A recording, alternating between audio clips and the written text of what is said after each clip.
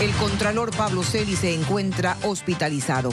Anoche fue trasladado desde la cárcel 4 de Quito hasta el hospital Eugenio Espejo por dar positivo para COVID-19. 45 millones de dólares es la base del fideicomiso propuesto por los empresarios para apuntalar el programa de vacunación del gobierno nacional. Autoridades de energía dan respuesta a la asamblea por los reclamos del incremento en las tarifas de energía eléctrica. Militares patrullan el cantón La Libertad en la provincia de Santa Elena ante la presencia de bandas criminales que protagonizaron las últimas muertes violentas en esa localidad. Mientras miles trabajan por su familia, pocos lo hacen por una familia más grande, su empresa. Somos el banco para ellos, con el crédito empresarial que necesitan para expandir su negocio. Para los que son más, queremos ser más. Banco Internacional. Las noticias en Televistazo con Tania Tinoco y Denise Molina.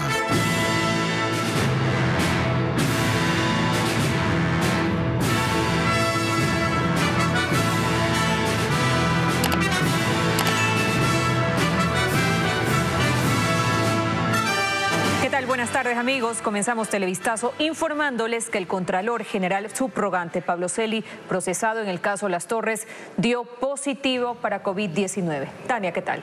Denise, amigos televidentes, bienvenidos. Luego de presentar síntomas, fue trasladado desde la cárcel número 4 de Quito al hospital Eugenio Espejo. Jacqueline Rodas está en esa casa de salud y nos preparó un informe.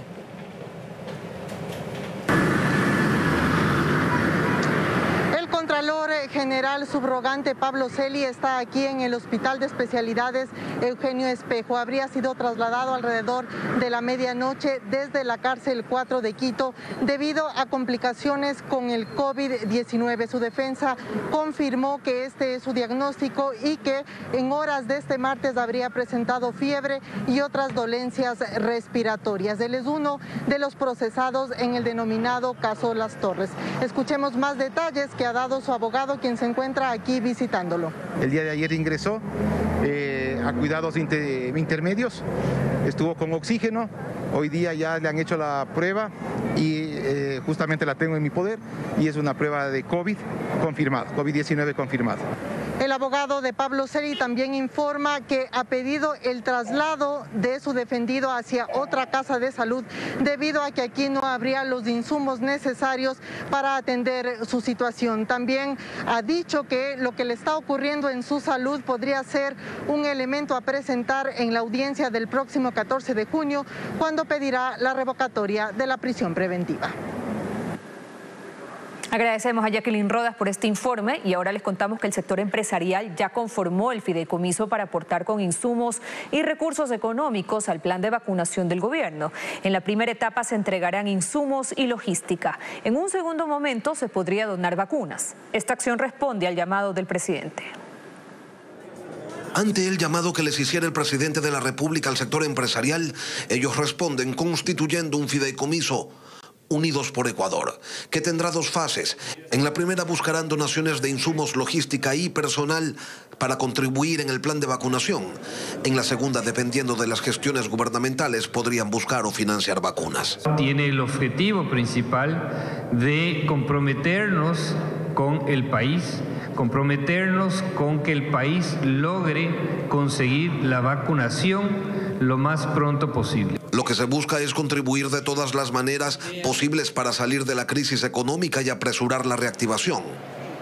A aportar en el fideicomiso están invitados todos. En este fideicomiso que se lanza el día de hoy no hay donación pequeña, es para las empresas grandes, para las pymes, para las MIPYMES y también para toda la sociedad civil que puede aportar directamente a través de las cuentas. Los empresarios están unidos y así salieron esta mañana a respaldar el fideicomiso y a decir que están dispuestos a aportar. Sabemos que hay empresas que están golpeadas por la misma pandemia, pero hay otras que sí lo pueden hacer.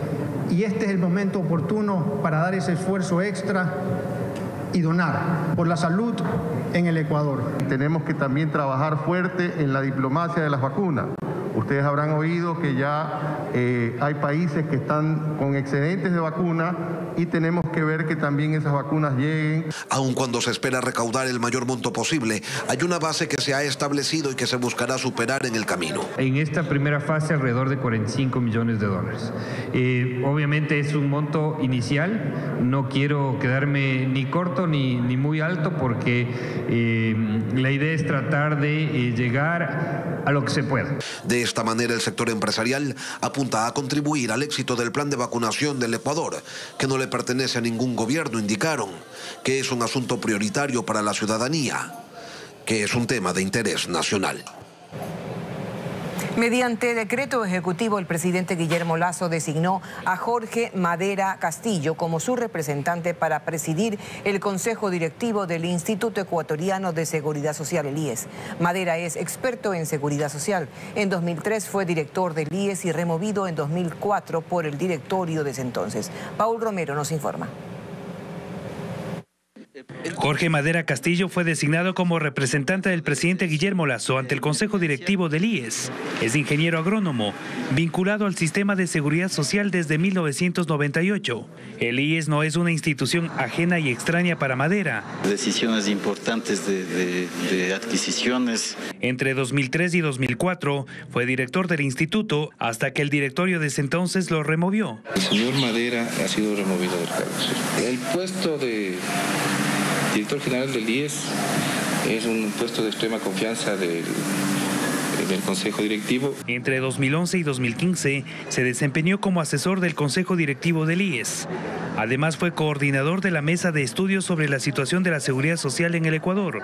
Asume la presidencia del Consejo Directivo en medio de una situación crítica del IES. Así lo advierte Manuel Vivanco, ex representante de los empleadores en el Consejo Directivo. La institución está recibiendo muchísimo menos que lo que está gastando.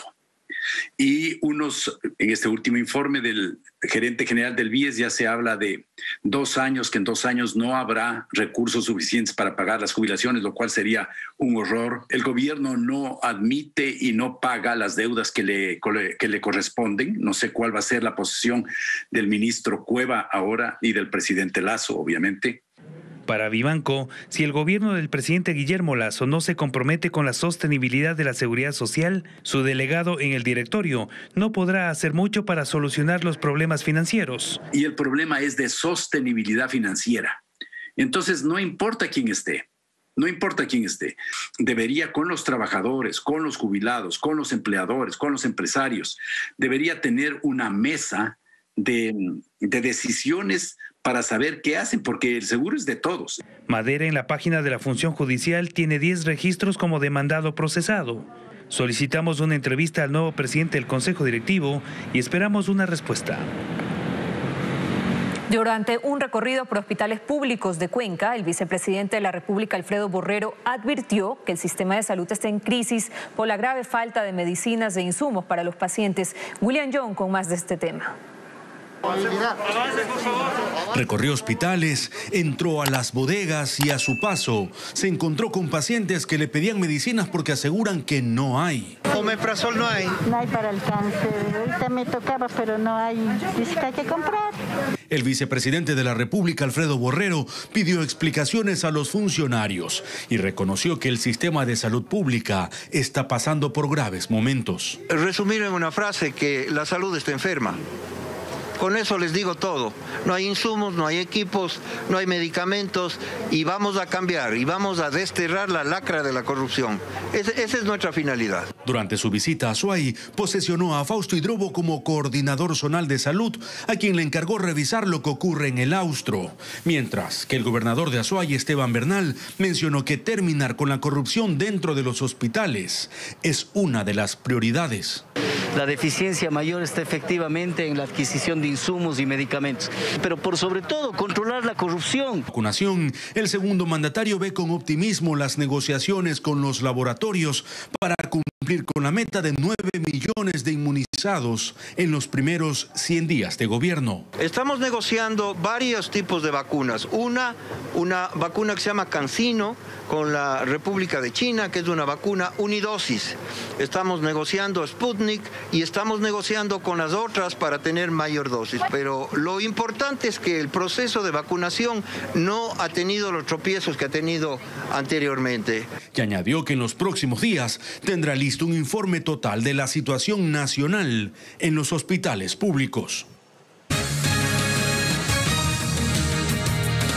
Seguimos informando. Al final de esta semana está previsto que se firme el contrato con Rusia para la provisión de vacunas Sputnik 5 para el país.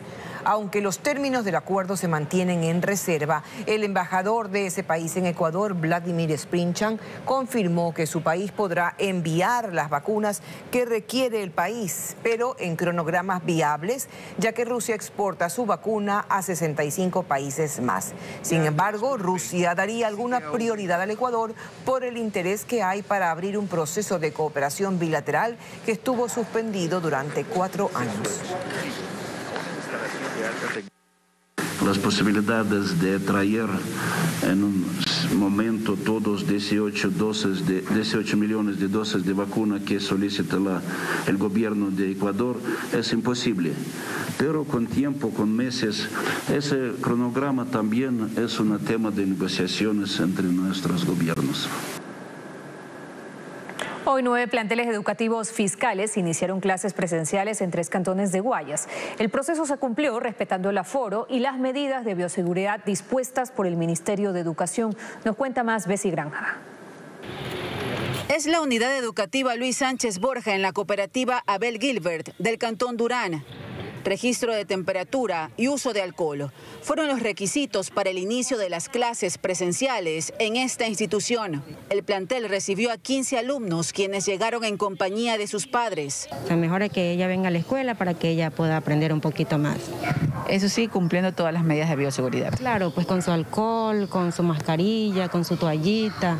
En este centro se dispuso un aula para el aislamiento de estudiantes ante posibles casos sospechosos de coronavirus. Los recreos serán acompañados con la docente en el momento en que sea el lavado de manos y también dentro del salón estaríamos trabajando con las normas de seguridad.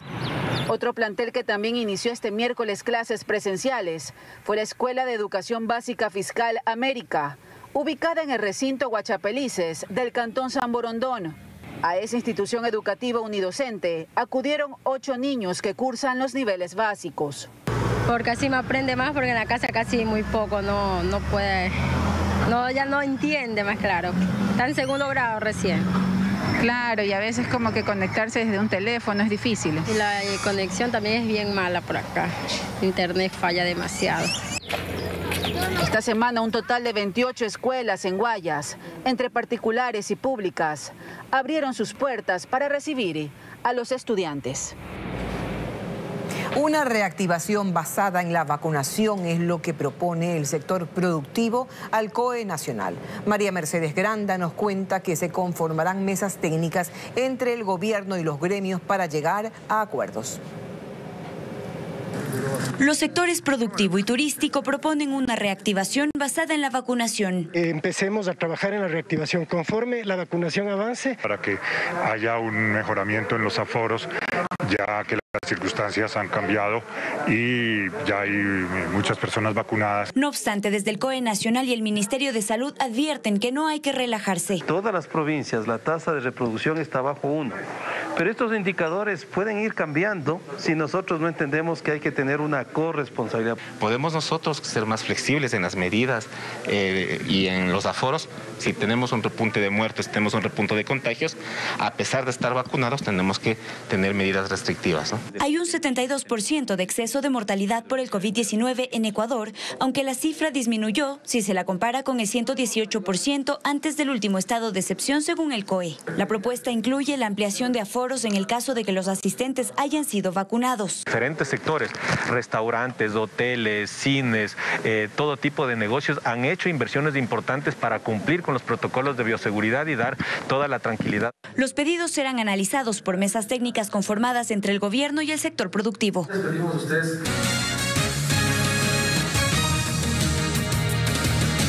Seguimos informando, gracias por acompañarnos. Les contamos que representantes de CENEL y la Agencia de Regulación y Control de la Energía acudieron a la Asamblea a explicar las razones de los reclamos por las tarifas de electricidad que rigen especialmente en Guayaquil. Patricio Díaz nos cuenta que, según informaron, al momento tienen algo más de 72.000 quejas por facturación. La comparecencia fue en la Comisión de Desarrollo Económico. Ahí el gerente comercial de CENEL asegura que los reclamos por facturación no son todos los que se dicen. Señala que llegan a algo más de 72.000. No proceden 54.000 casos y sí proceden 17.000 casos. Esa es nuestra realidad. Y explica el porqué. Que el confinamiento y la necesidad de no salir de casa obliga a que el consumo se incremente. Y al superar el límite de 130 kilovatios, se pierde el subsidio por la tarifa de la dignidad y se les cobra la tarifa normal, lo que provoca un incremento inesperado. Para nosotros, un cliente que sale de la tarifa de la dignidad es un potencial reclamo. Sí, porque el señor, ¿cómo le vamos a explicar que antes pagaba $8, ahora tiene que pagar $16 porque se pasó 5 o 2 kilovatios hora más en el mes? Si yo estoy en casa, consumo más energía. Si mis hijos están en casa, incrementan el consumo. Si es que yo trabajo desde casa, incrementan el consumo. Y esto no se debe desconocer. Ha coincidido con el tema de la época invernal. Entonces, es una suma de causas lo que implica a mayor consumo, un mayor pago en el valor de la planilla. Por lo que desde la Agencia de Regulación de Energía dicen que las tarifas como tal no se han incrementado. De todas formas, CENEL señala que se está llegando a convenios de pago y no se corta la energía arbitrariamente. Nosotros ingresamos ese reclamo en una plataforma informática. En el momento que se ingresa, sin necesidad que el funcionario bloquee, automáticamente se bloquea. Y ese bloqueo será hasta que se dé la atención debida al reclamo. Además, recordó que emprendieron ya en una especie de auditoría para verificar que los medidores funcionen bien. Por eso se revisarán más de 600.000 de ellos. Para poder verificar el trabajo del contratista de lectura, verificar el trabajo del fiscalizador y verificar el trabajo de los talleres de validación.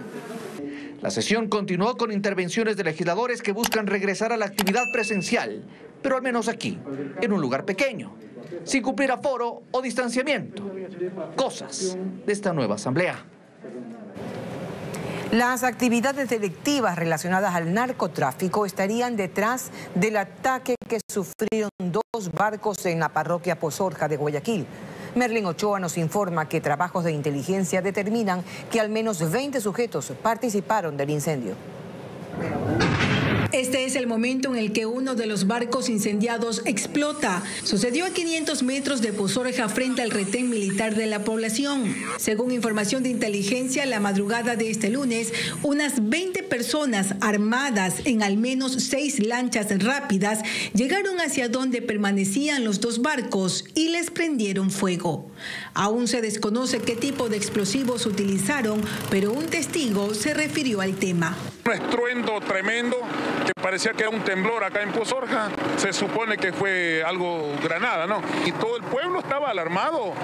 Tras la explosión, uno de los barcos se hundió. De este hay poca información, pero tanto la policía como la Marina creen que la embarcación tendría el nombre de Popeye. El barco Popeye no se encuentra en los registros de la autoridad marítima. Se presume que esta embarcación originalmente tendría otro nombre y otro propietario. ¿Y el atentado sería en contra de ese barco o en contra de los dos? Se presume que aquí hay una lucha de bandas que están dedicados a actos ilícitos, especialmente al narcotráfico. Mientras que del segundo barco solo quedaron los escombros.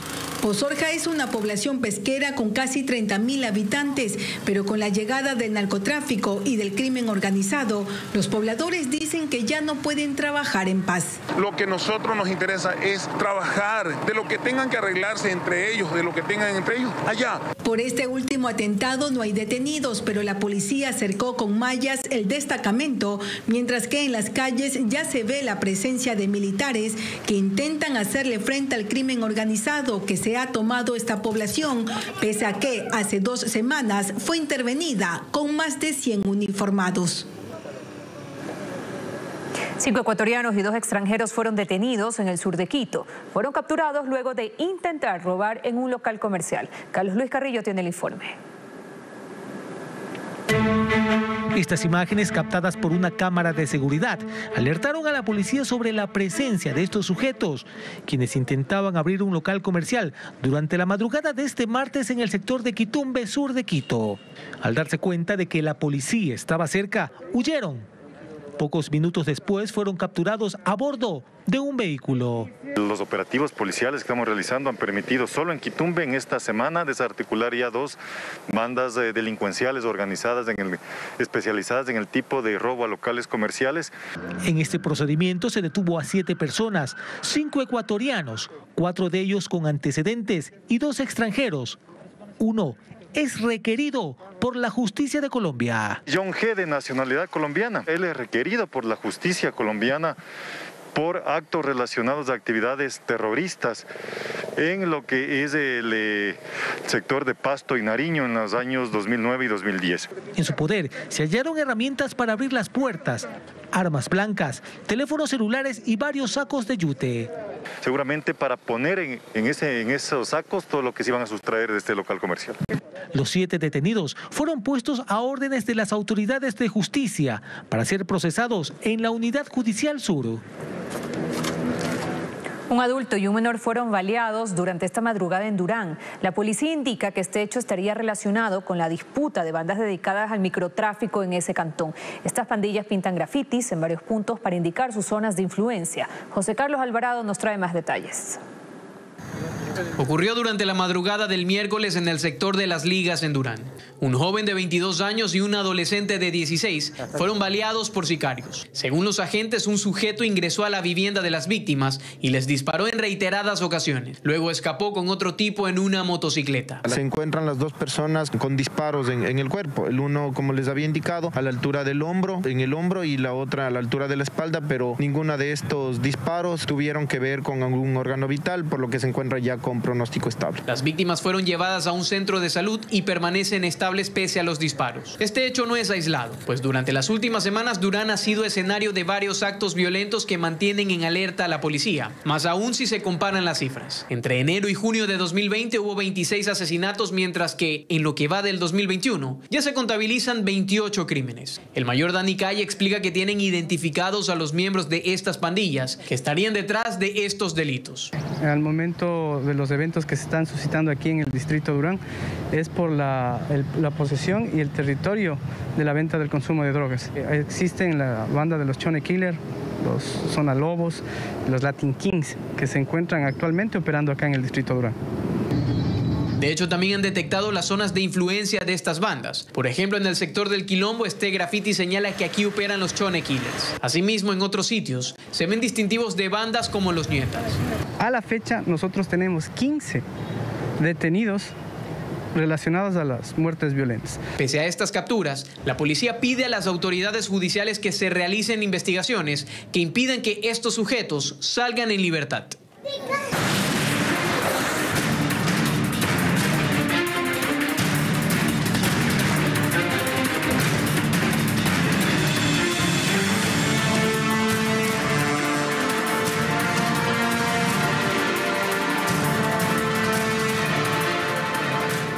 Atención, hace poco se conoció que una embarcación de origen africano, el navío Northern Democrat con bandera de Liberia, pidió el ingreso de emergencia al puerto de Pozorja, pues uno de sus tripulantes ha fallecido.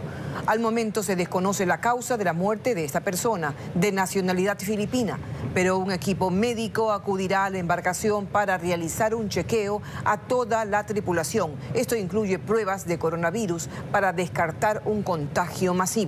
En las próximas emisiones daremos más información de esta noticia en desarrollo.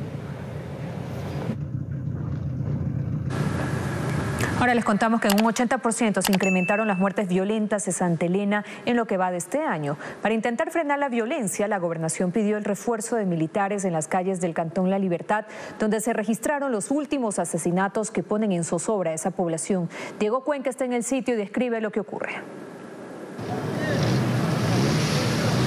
Buenas tardes. A esta hora, militares patrullan parte del Cantón La Libertad en la provincia de Santa Elena. Ante el incremento de muertes violentas por la presencia de criminales, ya son 18 casos de asesinatos que han ocurrido entre enero a junio de ese 2021. Nosotros le contamos más detalles en el siguiente reportaje. Los militares llegaron a las calles del Cantón La Libertad, en la provincia de Santa Elena, para dar seguridad ante la presencia de bandas delictivas que el sábado asesinaron a tiros a ese hombre dentro de un centro comercial. También acribillaron a otro sujeto en los exteriores de un mercado, ambos con antecedentes penales. Tiene bastante temor la gente acá, en este sector, especialmente en las últimas 2 semanas hubo, como ustedes conocen, 3 asesinatos, entonces nosotros como Fuerzas Armadas reforzamos y apoyamos a las demás instituciones. Por eso el gobernador Fulton Alchundia pidió apoyo de las Fuerzas Armadas. De participar en recorrer ciertos sectores, no solamente del Cantón La Libertad, sino de los 2 cantones vecinos como son Salinas y Santa Elena. ¿Que tendrían relación con la disputa de los puertos pesqueros? Tendrían, yo diría, relación en temas de territorio por el tema del narcotráfico, no, yo creo que eso no lo podemos ocultar. El tráfico de drogas es una de las principales causas del incremento de muertes violentas en la provincia de Santa Elena. En el 2020 se registraron 10 asesinatos y en lo que va de junio de ese año ya suman 18 muertos. El comandante Paul Aguirre señala que la violencia criminal migra a esta zona costera para tomar control de los puertos pesqueros, que son canales para sus actividades ilícitas. Nosotros como provincia tenemos aproximadamente 5 puertos pesqueros artesanales en los diferentes cantones de aquí de la provincia, y eso también podría ser algún tipo de incidencia para estas actividades que realizan estas organizaciones. Por eso hoy se reunieron autoridades del Cantón Salinas, Santa Elena y La Libertad en busca de acciones que frenen la violencia criminal en las 3 localidades. Así, policías y militares intentan evitar que las bandas criminales se apoderen de estas zonas costeras de la península por el tráfico de drogas. Este es el informe, seguimos con ustedes. Buenas tardes.